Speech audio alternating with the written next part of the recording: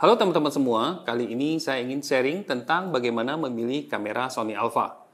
Pengembangan sistem kamera mirrorless Sony dimulai dengan pengenalan E-mount yang memiliki image sensor APS-C di dalamnya.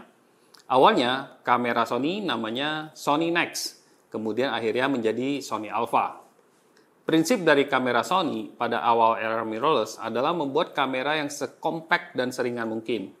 Sony mulai naik daun setelah menyematkan teknologi sistem autofocus yang sampai saat ini termasuk salah satu yang terunggul di dunia perkameraan.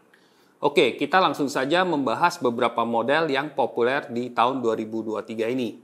Pertama adalah Sony Alpha 6000. Untuk penamaan kamera Sony dengan sensor APS-C atau sensor yang kecil, dimulai dari Sony Alpha 6000-an. Yang paling basic dan masih lumayan populer saat ini yaitu Sony Alpha 6000. Kamera ini memang sudah agak lama ya, dirilis tahun 2014 yang lalu, sudah hampir 10 tahun. Dan saya dengar kabarnya sudah tidak diproduksi lagi. Jadi memang agak sulit untuk menemukan yang baru. Tapi di pasar bekas masih banyak yang menjual dan secara spesifikasi masih cukup baik dari segi resolusi gambar dan juga kinerja autofokusnya. Dan yang paling penting adalah harganya yang cukup terjangkau untuk awam. Harga kamera bekasnya sekitar 5-7 juta. Selanjutnya ada Sony Alpha 6400, yang mana Sony meningkatkan kualitas kinerja autofokusnya, kualitas videonya sudah bisa 4K, dan layar yang bisa ditekuk ke atas, memudahkan untuk selfie dan vlogging. Kualitas warna, terutama untuk warna kulit, juga sudah lebih baik daripada Sony Alpha 6000, yang kadang terlihat tidak alami, terutama saat memotret di bawah cahaya artifisial atau buatan. Sony Alpha 6600 pada dasarnya menggunakan teknologi yang sama dengan Alpha 6400, tapi memiliki built-in stabilization di bodi kamera dan juga menggunakan baterai yang lebih besar. Nah, yang sedikit berbeda yaitu Sony ZV-E 10. Model ini agak berbeda karena dirancang lebih ke content creator yang lebih banyak merekam footage video. Oleh sebab itu, desainnya disesuaikan seperti layarnya bisa dilipat ke samping, diputar ke segala arah, tapi kamera ini tidak memiliki viewfinder. Pada dasarnya, model ini cukup entry level, kurang lebih teknologinya setara dengan Alpha 6400. Memilih yang ZV-E 10 ini atau Alpha 6400, menurut saya tergantung kalian lebih fokus ke fotografi atau ke videografi. Keempat model kamera APS-C yang saya bahas barusan memiliki sensor yang tidak terlalu berbeda, yaitu sensor gambar beresolusi 24 megapiksel. Dibandingkan dengan produsen yang lain, memang 24 megapiksel terlihat agak ketinggalan ya. Tapi sebagian besar fotografer dan videografer masih menganggap 24 megapiksel dan video 4K itu sudah cukup untuk berbagai kebutuhan mereka. Kesuksesan Sony dalam mengembangkan sistem kamera APS-C dilanjutkan ke ranah sistem kamera full frame dengan menggunakan sistem mount yang sama yaitu E-mount ya tetap, sehingga teman-teman bisa menggunakan lensa full frame ke APS-C dan sebaliknya. Kamera E-mount pertama yang memiliki sensor full frame adalah kamera seri Sony Alpha 7. Prinsip desainnya mirip, yaitu membuat kamera full frame yang relatif compact tapi canggih. Perbedaan utamanya adalah desainnya yang kini lebih mirip kamera DSLR mini karena ada grip pegangan dan jendela bidik yang menonjol di bagian atas kamera. Sony memulai dengan seri Alpha 7 dan membuat beberapa varian setelahnya. Alpha 7 untuk yang general purpose atau serbaguna dengan desain yang compact, harga yang relatif terjangkau. Seri Alpha 7 yang aktif saat ini adalah Sony Alpha 7 III, kamera full frame 24 megapiksel dan Alpha 74 dengan resolusi yang lebih meningkat lagi yaitu 33 megapiksel.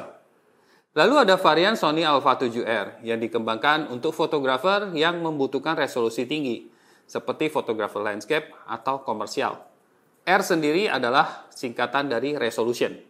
Di tahun 2023 ini, Sony Alpha 7R yang masih diproduksi yaitu generasi yang keempat dan kelima, yang masing-masing beresolusi 61 megapiksel. Dengan 61 megapiksel, fotografer bisa leluasa untuk cropping atau untuk mencetak foto ukuran yang sangat besar, misalnya 1-2 meter. Sony Alpha 7S, salah satu varian yang lain, dirancang untuk videografer yang membutuhkan kamera dengan sensitivitas cahaya yang tinggi. seperti merekam di kondisi malam hari atau indoor dengan pencahayaan yang sangat minim. Untuk fotografi, Alpha 7S hanya menghasilkan gambar 12 megapiksel. Nah, di tahun 2023, 12 megapiksel cukup untuk media sosial, tapi untuk cetak besar tidak sebaik varian yang lain seperti Alpha 7 atau Alpha 7R. Saat ini sudah beredar generasi Alpha 7S yang ketiga, yang mampu merekam video 4K sampai 120p. Satu lagi varian Sony Alpha 7 yaitu Sony Alpha 7C. Keunikan Alpha 7C ini adalah pada desainnya yang lebih compact dengan bagian atas yang rata, seperti kamera film rangefinder atau seperti Sony Alpha 6000-an. Alpha 7C memiliki teknologi yang tidak jauh berbeda dengan Sony Alpha 7 dan sepertinya lebih populer di kalangan videographer. Karena kamera yang desainnya kotak seperti ini lebih mudah dimasukkan ke cage atau rig dan dipasang di gimbal. Dan Alpha 7C ini juga relatif populer di kalangan street dan travel photographer yang suka menggunakan kamera yang tidak terkesan terlalu profesional dan lumayan compact. Ada dua kamera lagi yang tergolong kamera elit dari Sony, yaitu seri Alpha 9 dan Alpha 1. Kedua seri kamera ini harganya tinggi sekali sesuai dengan kinerjanya. Alasannya karena menggunakan teknologi stack sensor, sehingga data bisa diproses dan ditulis dengan sangat cepat. Oleh sebab itu, kinerja kedua kamera ini sangat ngebut sekali dan juga sangat mumpuni kualitasnya. Cocok bagi teman-teman yang profesional atau amatir yang sering memotret subjek yang bergerak sangat cepat seperti olahraga dan satwa liar. Perbedaan utama kedua kamera ini terletak pada resolusinya. Alpha 1 memiliki resolusi 50 megapiksel dan video 8K, sedangkan Alpha 9 yang saat ini sudah generasi kedua 24 megapiksel dan video 4K. Demikian teman-teman apa yang saya bisa sharing hari ini.